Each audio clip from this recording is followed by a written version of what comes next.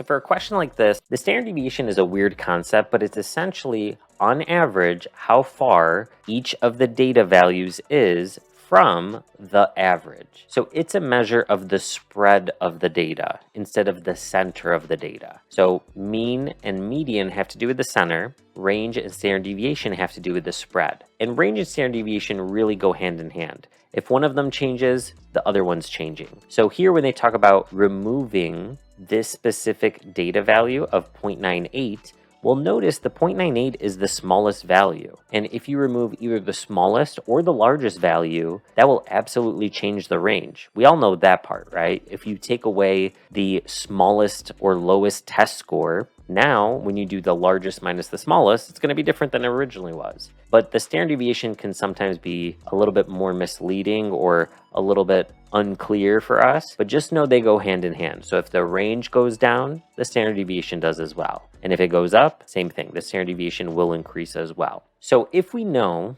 that both the range and standard deviation will change, we can eliminate A and B. And the difference between C and D is that D includes the mean, whereas C does not. So if we remove this value, imagine if your lowest test score were dropped. What would that do to your average? It wouldn't decrease it, it would increase it. It would be to your advantage. So it definitely wouldn't decrease the mean, which means the correct answer option is C.